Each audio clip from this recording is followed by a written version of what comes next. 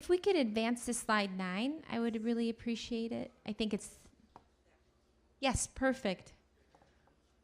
Okay, we're going to get started. Shown here on this slide is the land use map from the framework plan that's been ongoing for the past year. The map shows the footprint of the nature trail in the dark green. This is the portion of the project that the Chicago Department of Transportation is currently working on, and it is the footprint of the trail. The trail project is to design and construct a 1.8 multi-use trail on top of the railroad embankment, along with access ramps along the entire length of the trail.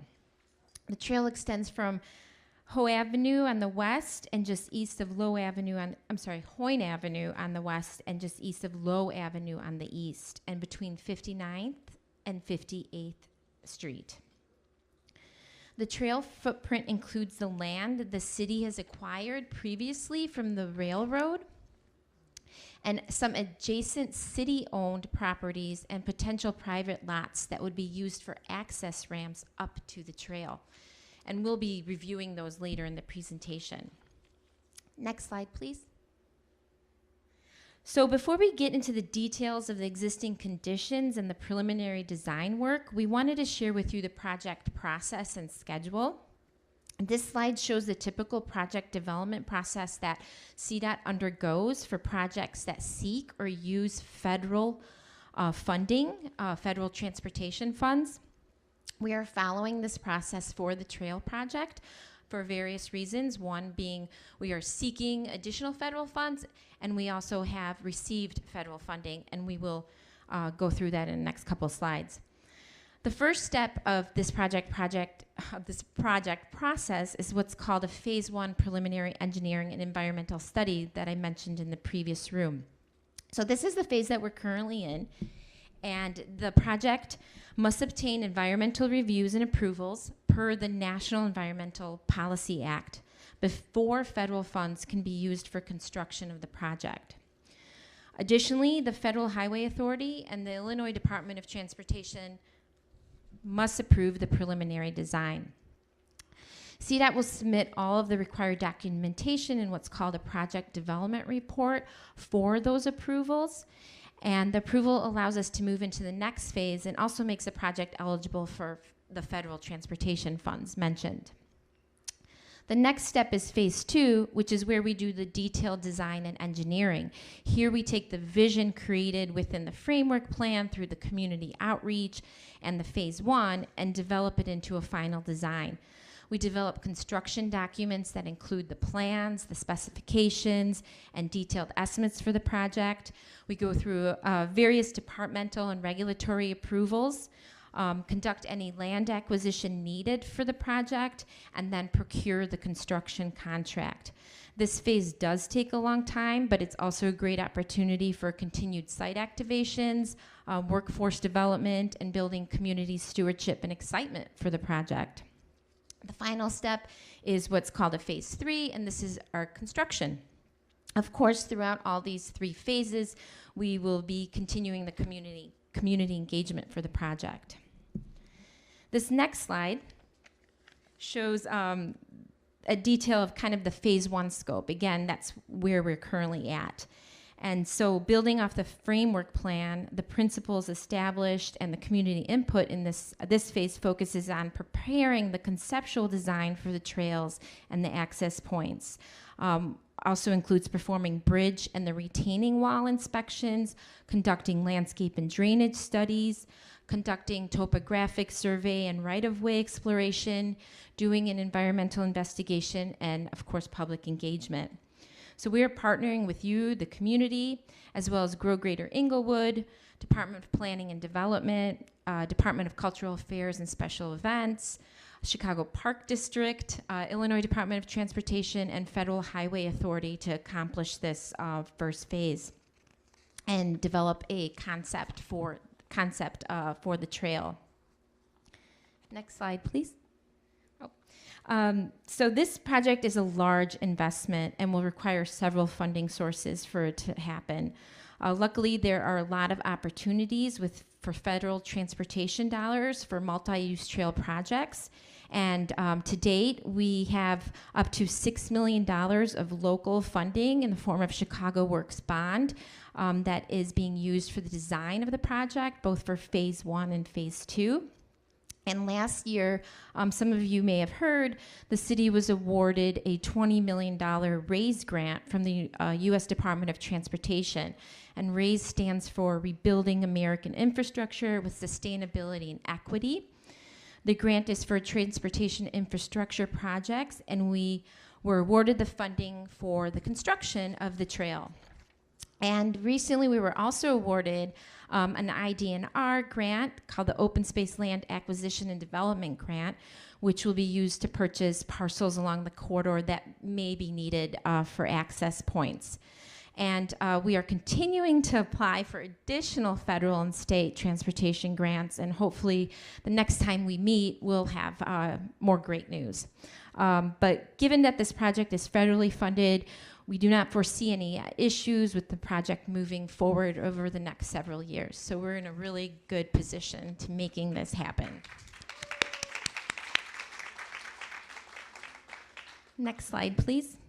And finally, we wanted to share the project schedule. You may have seen this before as well, but this slide shows the project schedule indicating the different phases.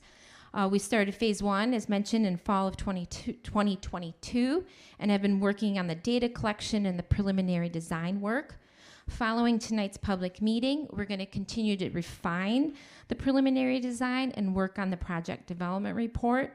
And this summer, we'll come back and have another public meeting to receive further input on the preferred concept before we submit anything to the Federal Highway Authority and the Illinois Department of Transportation for design approval in the fall of 2023. We anticipate their approval in the winter, at which time we will start the phase 2 final design, and it will take approximately 18 to 24 months. Construction is anticipated to start spring of 2026, which is well before the RAISE grant deadline of September 2026. So we are up against a funding deadline, which again is September 2026. And with that, I'm going to bring up Gina, and she's going to walk us through the existing conditions. With help. So I'm just starting. I want to set the stage. Can you, next slide, please, on the footprint that we're dealing with out there. So what we have available, what the existing conditions are so that we can start our trail design. I'm sure many of you have been up on the trail. You've climbed up the embankment, you've been to the top. So right now we're talking about what's at the top, the flat part of the trail, and that's the room we have to design with. So the trail goes for about 1.8 miles. It is linear. It was a former railroad, so in other words, it goes in a straight line. We don't have a lot of wiggle room. We don't have a lot of area to really have a curvy trail, but we do have room that varies between 18 feet wide and 45 feet wide to work with. Typical is the drawing on the left, about 30 feet wide in general, or average is what we have to work with when we're designing our multimodal trail, our multi-use path.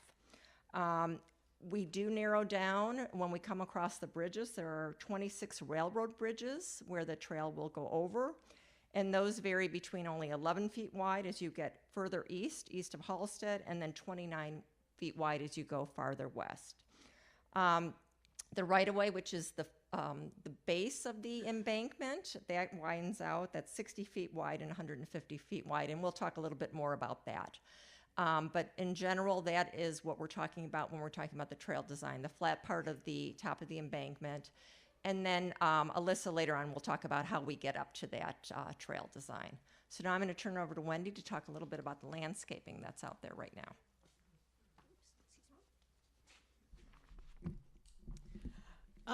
The trail, as it exists right now, is a really unique green space in the middle of an urban area. And so as landscape architects, the important thing for us was to be able to go up there and look and see what plants are there, what types of trees, what other kinds of understory plants, to figure out what condition those plants are in and ultimately where they lead us in the future. So we walked the length of the trail, heading, climbing over a few trees here and there. And there are a number of different types of trees and shrubs. We counted more off of a plan than actually when we were out there. 1,400 large trees. So there are a lot of existing trees that are on the site. And these trees were not planted. As a landscape architect, I do drawings all the time showing people where to plant trees.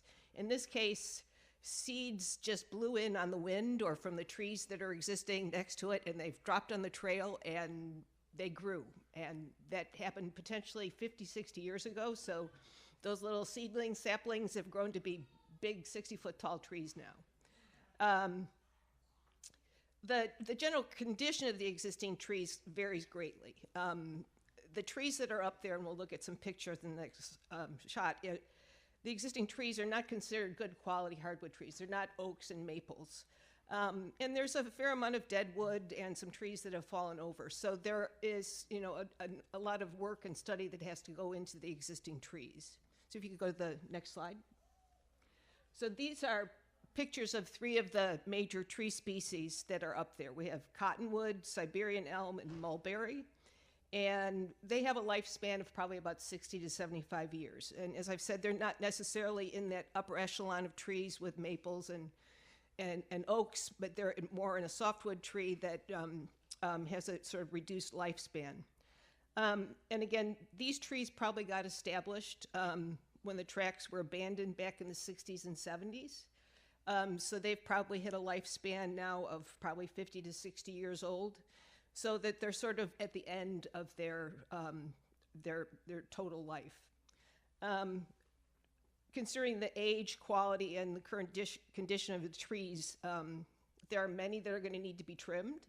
They're going to have to, some will need to be removed because they're just that unhealthy and unsafe. And the new trail development will also impact the trees that are there when they need to do the access points and other things for the trail. But removing a tree is only an opportunity to put a new tree in and to get a good tree, to get those nice hardwood trees, the oaks and the maples. Next slide. The understory planting is a little bit nicer when you walk along. There are a lot of native and non-native perennial flowering plants that are up there. But there are also a number of invasive plants that we're going to want to get rid of. We don't want to keep the invasives there. They're going to overrun the better plants that we have. So next slide. So these were shots that we took along the trail when we were up there. So there's some very attractive plants that are up there.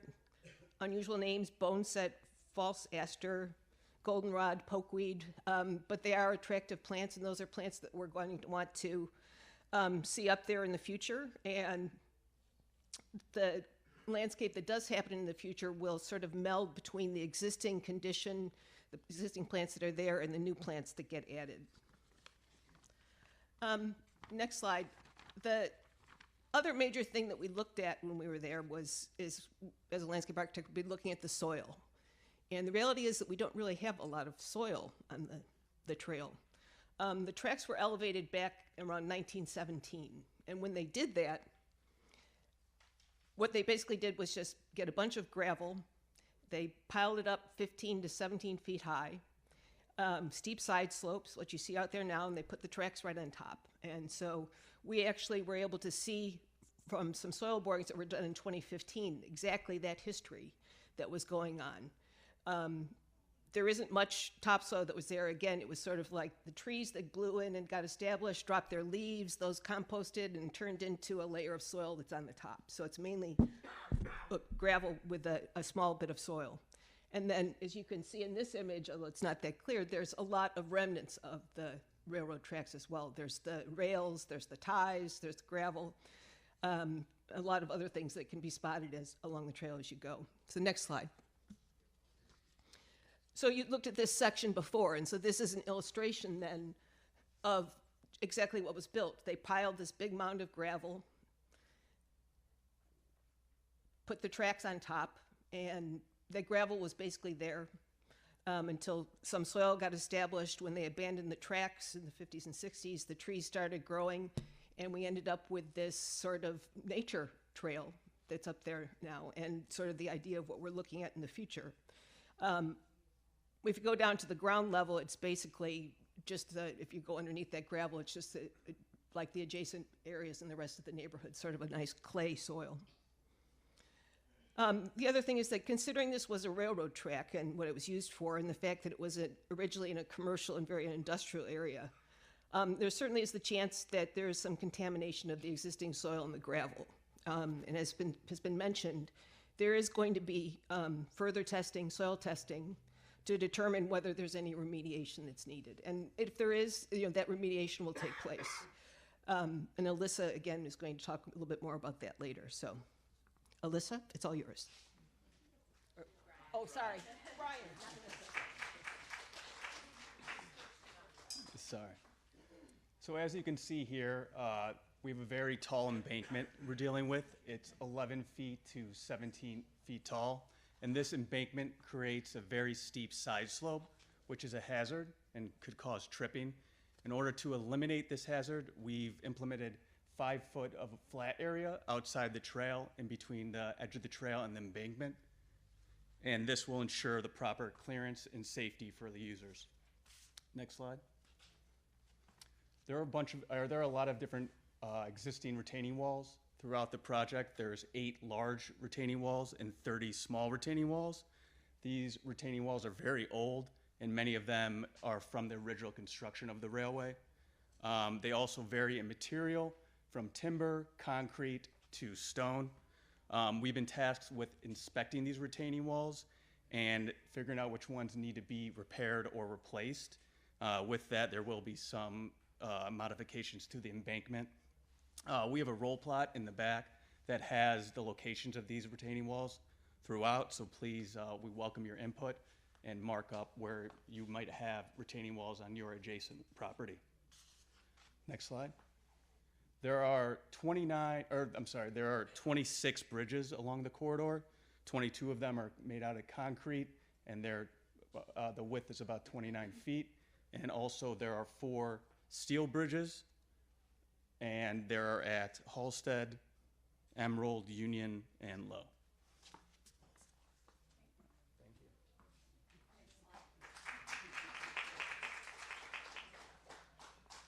All right, I'll start us off with a little bit about the preliminary design of the trail.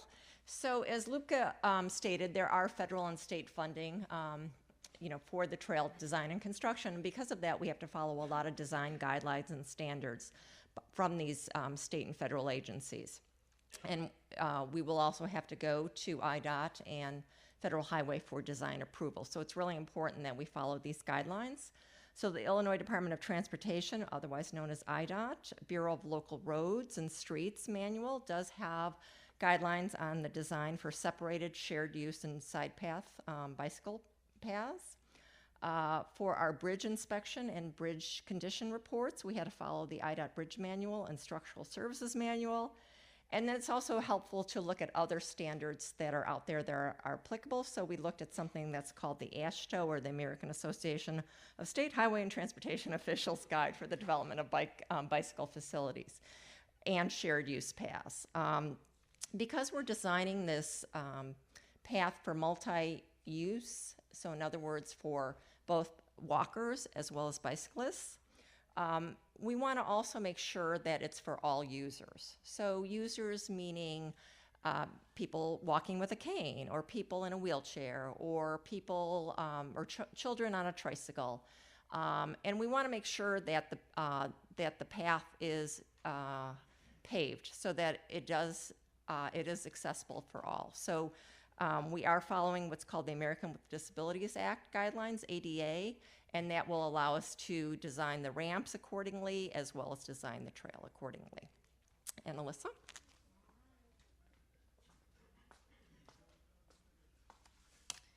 Okay, so Gina and Brian really set the stage for kind of what these existing conditions along the project corridor are, and taking those into account, as well as the design guidelines that Gina mentioned, we did look at various options for the trail design. These different options range from a minimum of an 8-foot combined multi-use trail to a larger 12-foot combined multi-use trail. And we also looked at a separated trail option, which the rough schematic is shown the screen there. So that's just a typical cross section for that option. You can see that there would be a bike trail and a proposed pedestrian trail adjacent to one another. What we found is that due to the minimum project slopes that would be necessary for this option for constructability and the minimum clear zones necessary for safety, a separated trail is, really not a feasible option throughout the corridor. You can see on the left side of your screen that either this would require large amounts of fill, so that green line would be the proposed ground line, the dashed is the existing ground. All of that would need to be filled. And in order to do that, you would either need to go get land acquisition, which is outside of the existing right-of-way, or which you can see on the right side of the screen, you would need to fill retaining wall or construct retaining walls along the project. An option like this would have large embankment and tree impacts, would also be a significant project cost, and would also kind of stray away from that natural-looking trail that we're hoping to construct and make it more of an urban trail design. So next slide. So keeping that in mind, we looked at the various options for what we could do for a combined multi-use trail. You'll see on the screen that there's an 8-foot wide trail shown, a 10-foot wide trail, and also a 12-foot wide trail. We're trying to give you a visual of kind of spatially what you could expect to experience as a user along this trail. So you can see with multiple groups of users, the 8-foot trail gets very tight. There would be conflicting movements between multiple users. A 10-foot wide trail provides a little more separation with some conflicting points, and then the 12-foot wide trail, you can really see that there is adequate separation. It would feel more comfortable for various users along the trail. So next slide. So taking that all into account, the recommended design for the project is a 12-foot wide multi-use trail, for which the cross-section is shown on this slide. As previously explained, this really does fit best into the existing flat area of the embankment. It will require minimal amounts of tree impacts and embankment impacts, but it really will also provide comfortable spaces for all users along the trail and could best fit any future expansion or future expanded usership that could be expected. It's important to note, though, however, that there may be certain sections of the trail that would need to be constrained, the widths of those due to the limited widths of the existing bridges. Another important component of our trail design is to ensure that the trail is designed for all users. So able-bodied users can use the trail, as well as maybe someone in a wheelchair with a cane or a child on a tricycle. And so in order to accommodate that, a paved trail is really important for our trail to achieve a design that is good for all. It will provide a safe, flat area that won't be prone to erosion and will be easily maintainable throughout the winter and in all months. And then another important note to consider when we're talking about our proposed trail design, which Gina had mentioned previously, we are limited by the straight line nature of the former railroad on the corridor. We understand that it is important to design a unique trail, and we really want to do that. So we will look at the geometry of the trail to see where we can provide areas for curvature, but we might be limited in doing that in certain locations and spots. Next slide, please. And then, so talking about soil remediation, Wendy had mentioned previously that there was soil testing done in 2015.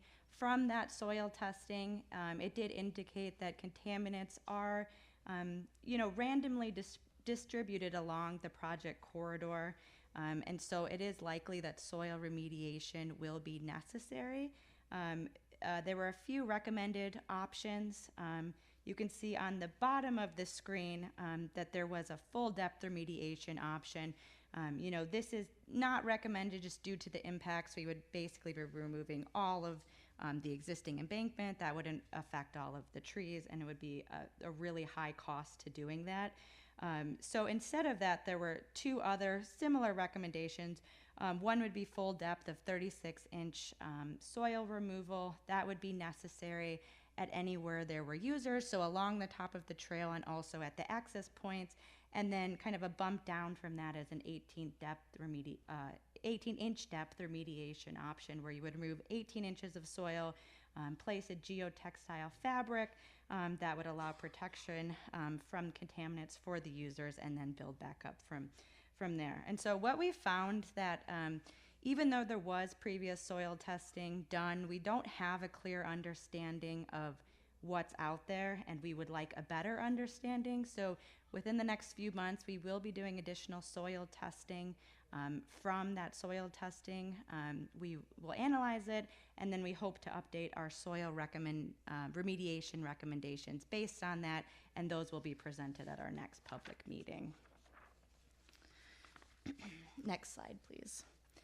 Okay, so now that we've talked about kind of the main trail, we do have identified that there are areas of flat along the top, which if you've had a chance to look at any of our roll plots yet, or after we talk, you can take a look at those, where we have kind of dimensioned what those the widths for the flat areas are up at the top. But we would like to provide additional opportunities at the top of the trail. These could be parklets or side path, nature options, perhaps art installations, different options like that, so that we could create a symbiotic relationship between what's happening on the bottom of the trail in the framework plan and then at the top. It would allow a good connection between the two. So we're hoping today, after the meeting, that if you have any ideas for maybe what you would like to see for that, you could leave it on some Post-it or some comments forms. You know, we have a few examples shown of possibilities on this slide, an overlook on the left side, and then on the right side, you can see that there's some seating areas, people gathering on the side of the path, and then we also have a cross section that shows that we've pushed the trail over to the right, and we've added a little side path with a seating option. So we're really looking for your input today on kind of what you envision for those spaces and where those might be along the trail. Next slide, please. Okay, and so this goes with the last slide, really this relationship to the framework plan. If you've been at any of the previous meetings or looked at any of the slides in the back, there are 5 identified major nodes for the framework plan, and we will keep these in mind when designing our trail. There could be different opportunities at each of these major nodes. One example would be maybe we could provide a view shed either to Hermitage Park or the Bon Temps area, while our goal is to minimize embankment impacts and tree impacts. Maybe at some of these larger nodes, we would remove more trees so that you could better see from the bottom to the top of the trail, and additionally from the top of the trail to the bottom, and then keep the forested areas or the treed areas between the major nodes to make you more feel like you're in nature, where there isn't as much to connect from the top to the bottom. Next slide, please. Okay, and so now talking about access points. We've talked a lot about on the top of the trail, but we need a way to connect the bottom to the top. So we have identified 11 proposed access points to the elevated trail. These are at Hoyne, Damon, Wood, Hermitage, Ashland, Loomis, Racine, Morgan, Halstead, both on the north and the south, and Low Avenue. So these are located approximately every quarter of a mile away from each other at major identified nodes along the proposed trail. And these access points do match the DPD framework plan. And so right now, 11 of these access points will be located fully on city property. There are 3 of the access points that will be located partially on private property. And so conversations with any affected property owners will be initiated after this public meeting. Next slide, please. And so just a little bit more about access points. There will be 2 primary access points, one at Hoyne and one at Halstead. These will be wider than the other access points so that emergency vehicles are able to easily access the trail when necessary. All the access points will be ADA accessible ramps so that the trail is designed for all. And then you can see we just have a plan view graphic on the left side of the screen that shows a very preliminary proposed access ramp between Loomis and Ada Street. You can see that in order to get the required slopes, we will have to put the access ramps within the embankment, and many of them will have proposed retaining walls. You can expect some embankment impacts and tree impacts as a result of the access point construction. Turn it over to you, Wendy. This just takes that just a little bit further, what Alyssa was just talking about, where the areas are going to be impacted. And I'm looking at the trees being impacted. So you can see on this image, there are a bunch of little dots, green dots and yellow dots. The green dots are the trees that we're saying would be there and they're going to be staying, and the yellow dots are the ones that are potentially impacted. So this is a view down at Halsted, where it's potentially looking at a access ramp on the north and the south. So all of the yellow dots are around those access ramps because there's going to be so much construction and grading and other things required to do those big ramps to take you up the 16 feet to the trail level that the existing trees would be impacted in locations like that. But there would also then be other impact. We talked about, Brian talked about all of the retaining walls. There's lots of small retaining walls as well as the bridges that are going to need to have some work, whether it's repair or just clean up and that sort of thing, or removal for some of the small retaining walls that are maybe failing. And so trees might be impacted by that as well, so some trees might be lost. And then there is, as I mentioned before, the age of the trees and the quality of the trees. Some of them are just simply going to be unhealthy, and so the trees might have to be removed. Some of them have fallen across the trail already. We don't want trees falling on people when they're on the trail, so we're going to have to make sure that we are doing what we need to do to make sure they're all healthy plant material up on the trail. But again, as I said, you know, any of these removals is just an opportunity. So each one of these areas where we have a yellow dot, that can be another nice, new, good quality tree that's going to be more sustainable, it's going to have a better life, it's going to have better fall color, it's going to be all sorts of things that it's going to provide to the project that the current trees don't necessarily provide. So it actually ends up being something that is very good for the trails. As much as we don't want to lose the trees and the feeling it gives us in some of those areas, we need to come back and put some new trees in. So if you go to the next slide. So this is actually an image, you know, kind of illustrating what happens. So this is up at the 606 trail up on the north side. So the image on the left basically shows the 606 trail right after it was planted, pretty much right after construction. And there were new trees that were installed there, relatively small trees along the edge of the trail, and they provide a decent environment. The other photograph I took last summer, 7 years after the fact, and those trees are now much larger. I mean, they provide not the same canopy as a 60-year-old tree, but they're now creating the sort of environment that we're looking to have with that feeling of being enclosed by trees. And so there is the ability to, even with new trees, to get that sort of feeling that we already have on the trail in a relatively short period of time. The next image. And this is then looking at the understory. You know, there are going to be these places where the side slopes are all disturbed and we're going to have to put erosion control on those things. They'll be seeded. If you look at the image on the left here, that shows an area with a new trail that was just installed. There's seeding, it's kind of hard to see, but there's seeding that was wildflower seeding that was put down on either side of the trail.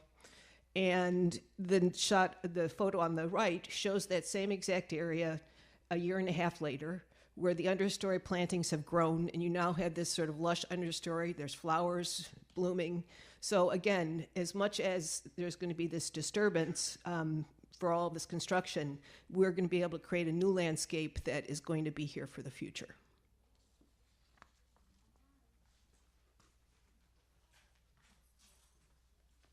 Okay, so as was mentioned, there are 26 bridges throughout the project, and there are 22 of them which are concrete bridges. A typical picture of one is shown on the right, and then there are 4 steel bridges, a picture shown on the left. And as part of this study, we have to perform inspections on the bridges to assess their initial condition and provide what's called a bridge condition report, where we put forward our recommendations for repair and rehabilitation. Excuse me.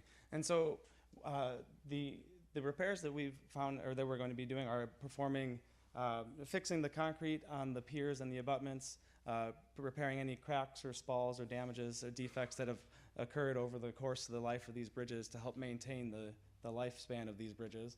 And then in addition, we are going to be removing all of the existing ballast and fill, rail ties, everything that's up on top from the old rail line, replacing the waterproofing and putting the new trail back on top. In addition, the railings are in poor repair, so we'll have to take those out and put new railings to be safe for the users of the trail.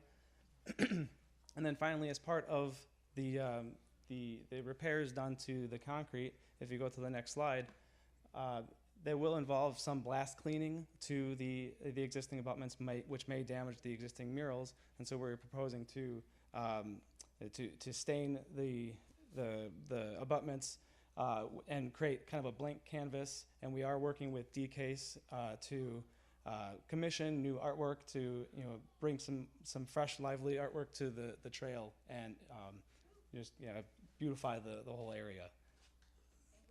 And then I'll turn it back over to Gina. All right, a lot of information. We want your input.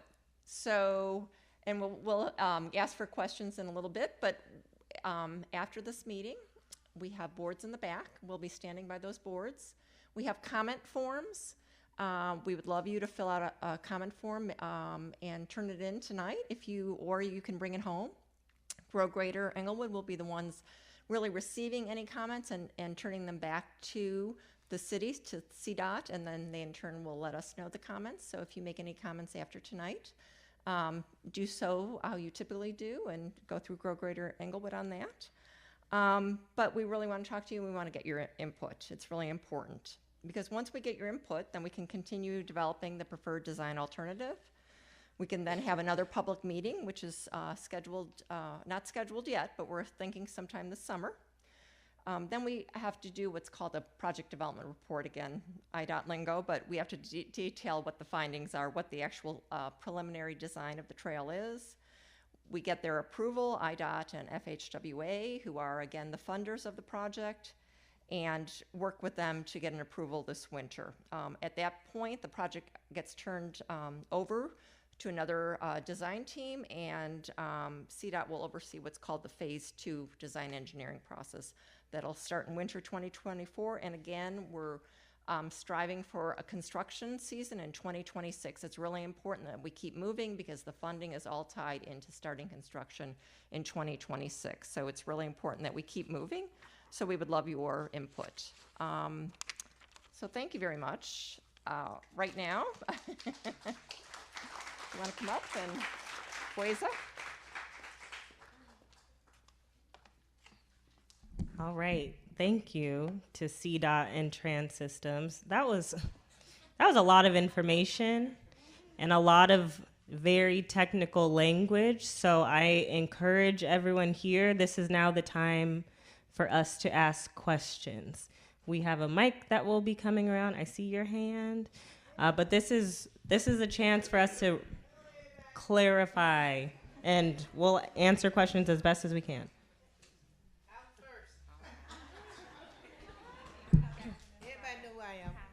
Hello, everybody. It's an honor to be here today, but a lot of people know who I am, and I'm going to say what I have to say. I like what the presentation is. I'm a West Englewood resident, and I would like to see more West Englewood residents present at these meetings. Please do not send out your information 2 days before. It's not enough notice to let these residents know what's going on. This slide, what you all got on hosted most of the time when y'all using y'all slide, I'm just going to speak for what I know. We are very territorial over here in West Inglewood. A lot of us is not going to walk over there towards Halsted to go over there, go up that trail. Same thing that you're doing on that side, you need to do it on this side to get these residents to go up that trail to see so they can have a visual, what are you saying? My other thing is my park, it's Hermitage Park. What is the effect of a Hermitage Park when you do that trail? Secondly would be the safety of the residents of this area. Due to the facts of my community is changing, and we got a lot of things going on with the violence and missing children and other stuff. Safety is an issue for me when you saying that you're going to go to these private properties and talk to the residents when you integrating the park towards their home. Thirdly, lighting is a second issue for me.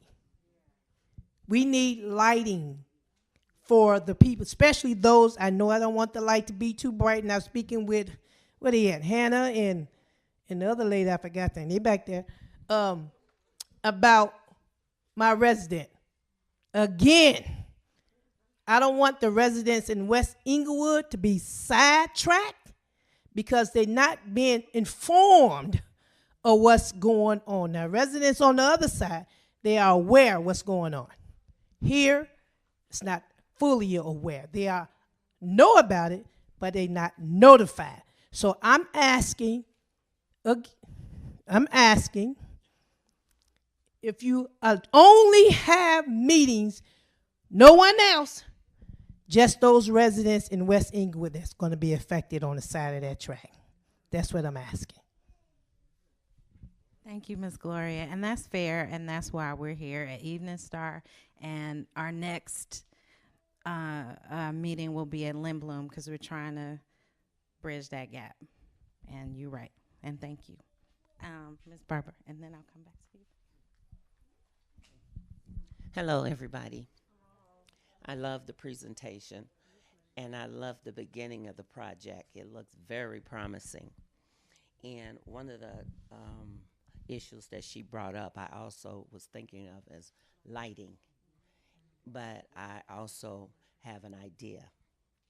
As a lot of the trees will be impacted due to their condition and due to their not conducive locations, as a lot of the trees will be impacted due to their location and their conditions. Also, trees can be a hazard because there's no visibility. So I don't have a problem with some of those trees having to be removed, especially because of that. And as the lady said, we don't want trees falling on people. So my idea is to have plastic firm trees like they do on the Meg Mile and have them all out through the trail with the lights that come on in the evening, which are lit up through solar. Generally, the solar is stuck in the embankment right beside the trunk, and the sun provides the lighting at night naturally, and it would have an ambiance look along with it, and the where you can see from top to bottom at night, because too many trees. And then you said that the entry points are a quarter of a mile from each other.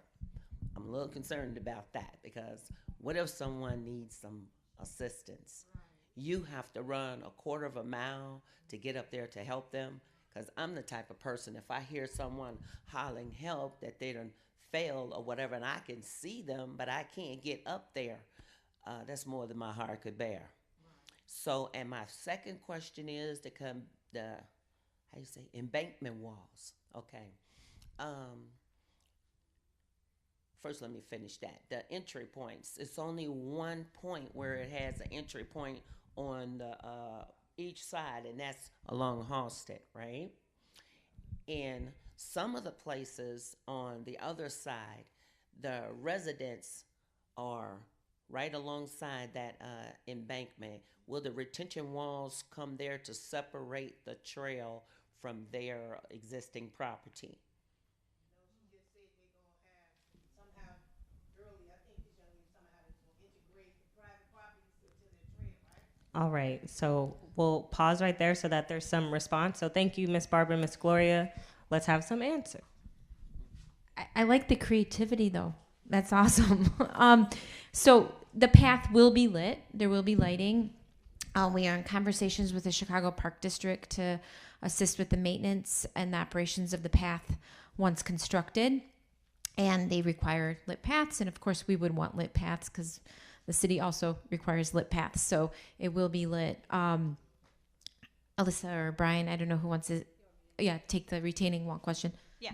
So there are many existing small retaining walls, as Brian had noted. Most of those separate kind of our embankment from the properties. They're pretty consistently throughout the project.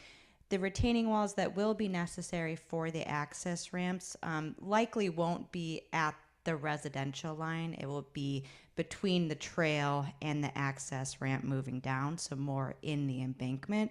But most of those existing retaining walls at the right-of-way line will stay there, but they will be inspected as part of the project. They're all on the 59th Street side. I'm speaking of the other side. 58th Street side. The existing retaining walls? Oh, I would have to look at that particular location that you're talking about. So maybe after this, you and I can go chat at the conditions row plot. Okay.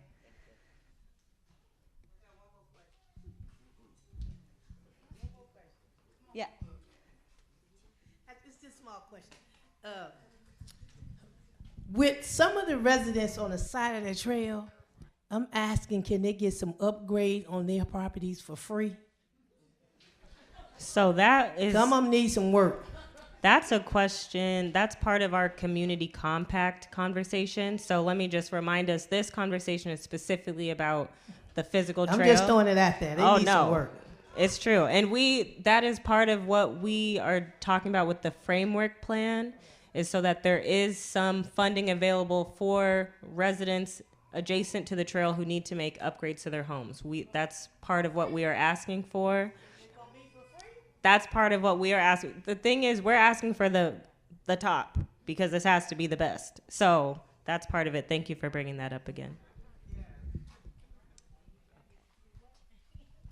Good evening, all. My name is Deborah Thompson, and my question is, with all the material that you stated about the railroads, the trees and things of that nature, did y'all ever think about commissioning sculptures or someone to take those rails and create something memorable in regards to digging up and removing all that raw material that can be utilized as sculpture and art throughout the trail?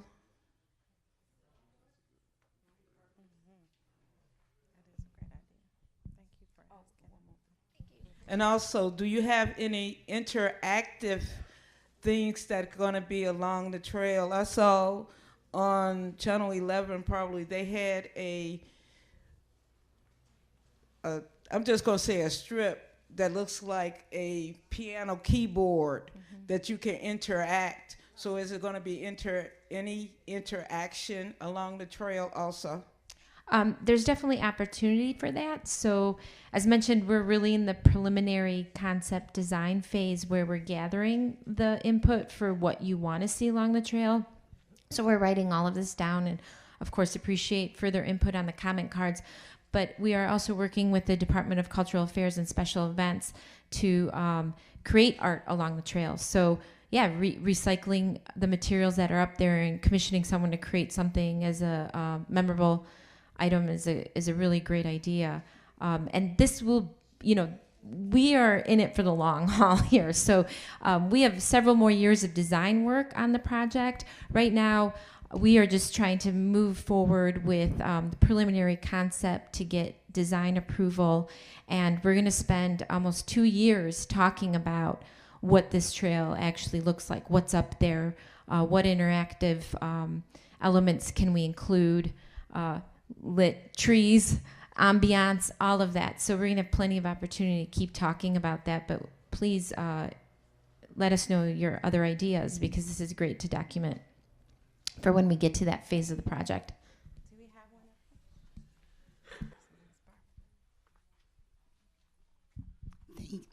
Thank you.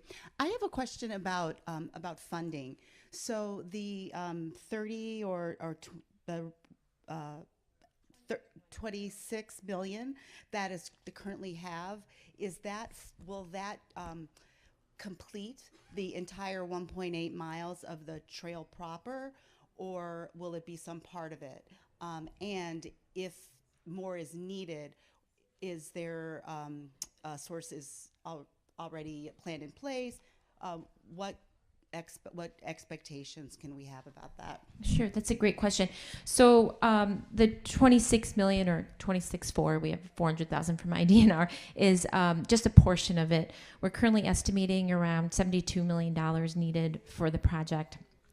Very large investment.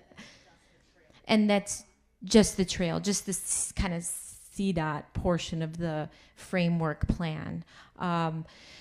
We are continuing to look for federal and state funding, have applied for additional grants, some through what we call Surface Transportation Program funding, which is also a federal source, as well as CMAQ, which is Congestion Mitigation Air Quality funding, which is precisely for transportation projects that take vehicles off the road, like a trail, right? A multi-use trail. So we're hoping to fill the gap with those additional funds. We've also looked at Illinois Transportation Enhancement Program funding as well. So we are actively searching and filling in applications as much as we can. And of course, if local funds allow, we'll add local funds to the project as well. Did I answer everything you asked?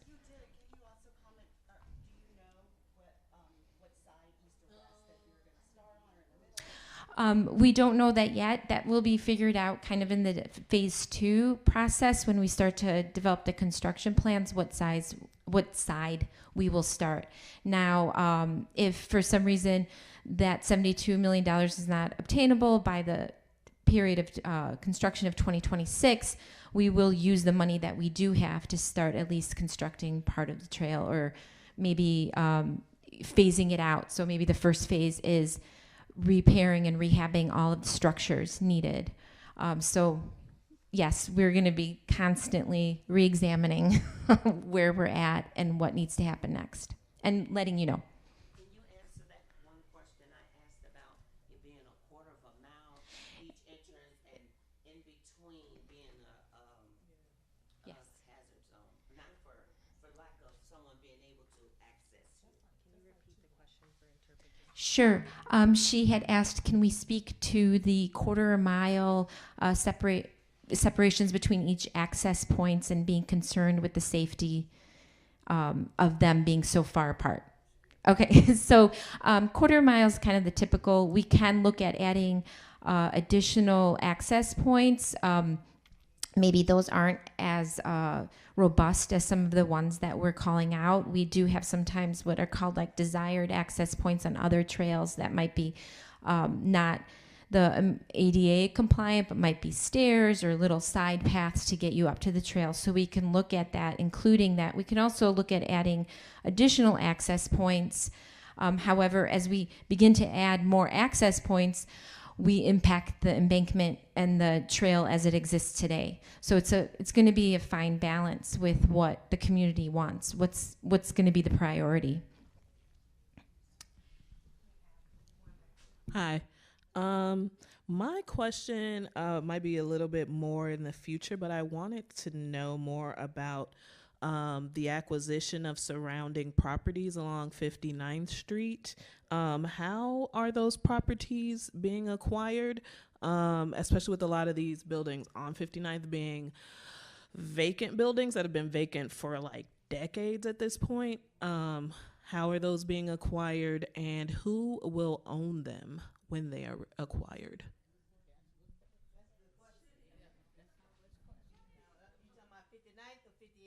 Kathy. So Kathy will speak to it more. She's Department of Planning and Development. As far as the trail's concerned, we are trying to tie all our access points to city-owned vacant lots. and developing them. And then there are 3 access points that right now are at partially on private property. And so working with the property owners to acquire partial property ownership so we can get those access points, particularly at Hoyne. But Kathy? We have Kathy Dickett here. Can you repeat it? Sure. Hi, Kathy. My question is about the properties surrounding the trail, specifically along 59th. A lot of those buildings that are there have been vacant for a long time. I wanted to know about how these properties are going to be acquired, and I would also like to know who will be the owner of them once they are acquired. Well, hello again. So we don't have, I can't answer those questions like who's going to be the owner then, but we do have our land use plan out there, which shows properties that we see being future community, it's sort of like community land trust, public space, which would probably be more accurate, and then properties that we do see that are vacant buildings that we think are good for a lot of uses. Again, we've out in the land use plan for food manufacturing, for different kinds of businesses. So the first thing we need to do is just identify those as a priority, note that, and then we will look towards, getting, either acquiring those or working with the owners to improve them in one way or the other. So we're not just going to go out and buy people's property at will, but we do want to present a vision of what we want to see with those properties, a lot of them on 59. So that's what we're working on. That's what the framework plan is. And so it's not the trail that you all just heard about, but it is all the land between, well, most of the land between 58th and 59th, and then we're looking just at the residential area, just so people can see in this zone, in this agro-eco district zone, this is the vision. So we don't have an acquisition plan for that. Like they have more of an acquisition plan for particular access points. But we are trying to scope out a vision that people here have all talked about. Sure.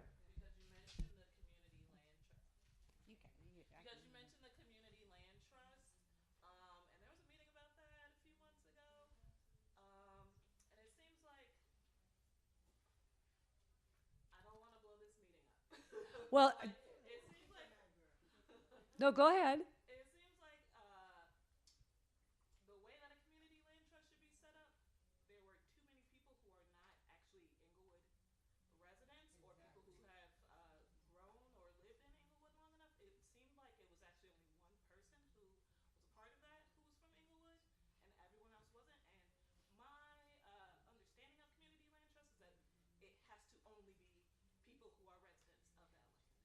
Well, so at this point, there is no a structure to it. It's a concept, right? So there need to be additional conversations about what does that look like, what is that structure like. So that doesn't exist at this point. Right now it's, again, a vision for the land. So the idea is a community land trust is one structure, but it's basically a lot of land on either side of the trail that is for community purposes. The structure of that, because a land trust is a very particular structure, and we have that just really hasn't been worked out. So I'm not really familiar with the conversation you're talking about, but we would need to talk about what does a board look like? Who are the members of the board? Where do they come from? None of that has at all been worked out yet.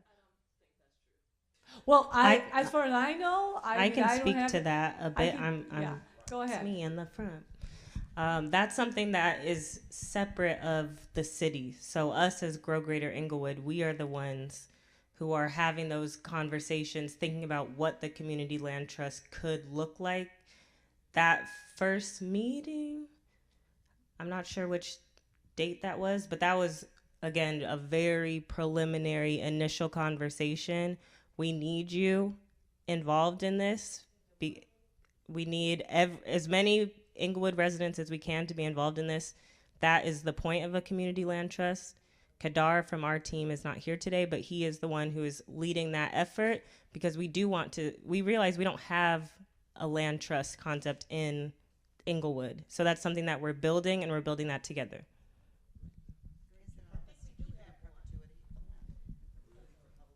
Yes, and that's so that we hold on to that land, and so that we're basically reserving it for community members to do what they want with that, and so that we have also funding to support people's ideas, be that business ideas, be that nature space ideas, whatever it may be. Also, it's 8:09, so I see we have one more question here. We will keep the conversation going afterwards, but I know folks have to leave. If you have follow-up questions that you didn't get a chance to ask, we have the email on the screen. You can email connect, CONNECT, at growgreater.org. And we can field those questions if they're directed specifically to what trans systems shared. We'll send that to them. If it's directed to CDOT or to the planning and development, we'll make sure that we get those answers. Okay, and it sounds like the rest of the team who presented will be around after this as well to answer questions. Okay, my name is Betty Jones. I am a member here at Evening Star Church. I have two questions. I know you all mentioned about funding. Would the community have an opportunity to be trained so they can also be employed to work this project? And two, would there be any vendors on the trail? So when somebody need refreshments or anything like that, would that opportunity be provided for the communities?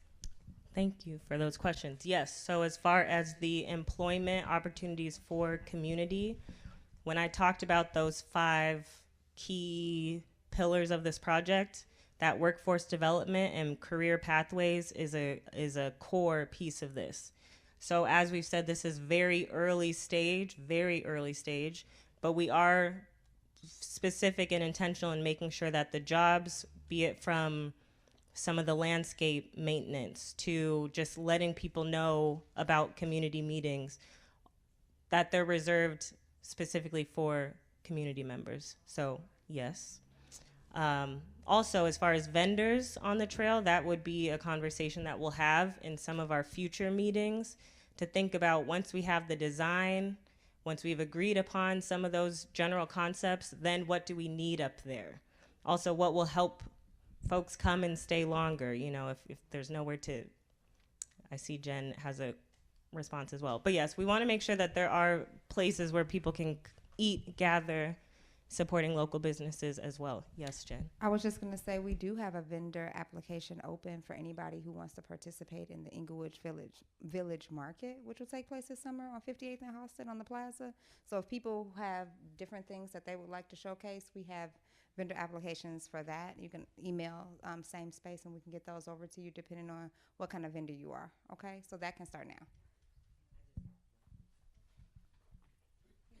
Okay. It's a good idea.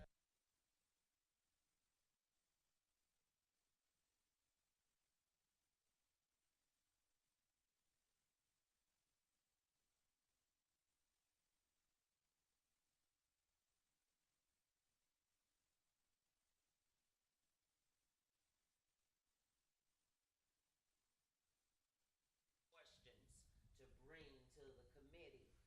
That's how I learned most of that.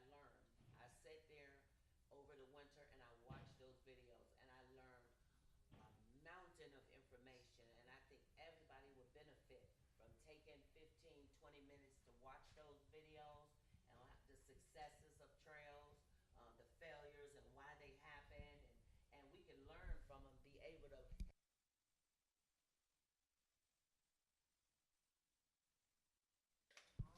Absolutely. Thank you, Miss Barbara. Also, when I say we, I mean Grow Greater Inglewood, will be sharing other opportunities to learn throughout this season. So we do have some of these community meetings scheduled. The dates we haven't set yet, but we'll share them out. But in between them, we need to make sure that we're coming together as a community so we know what questions to ask, so we know that we have an understanding of what some of these concepts are. And so we are more involved in this process. So we will be sharing all of that information out as it comes together, but there will be many opportunities to learn and to just keep these conversations and questions going. Because I want to also remind us that this project is only as strong as our participation is within it. Facts. We are building this trail for ourselves, so we have to be here to ask the questions, to push back, and there's no issue with you saying anything that may not be, yes, I approve. If you don't approve, please say so and tell us what's missing so that we can then let the architects, engineers, and all of the other parties know what we need so that this is a space for us. Absolutely, and this has never been done before, so we're all making it happen together, and everybody's important, everybody's voice is important. That's what I said earlier in the other room. This is us, this is all of ours. Don't feel like this is a contentious thing. Say what you think, say what you're worried about. I appreciate you for YouTube, because that's my favorite channel. All right, y'all, thank you so much for coming. Again, if you have questions, you can go up and ask everyone. There is still food, I believe. There is still plenty more food in the other room, so please pack a plate, take it to go. Thank you for coming. Real quick, and I know everybody's leaving. My name is Keith Harris. Some of you, hey, Adonis.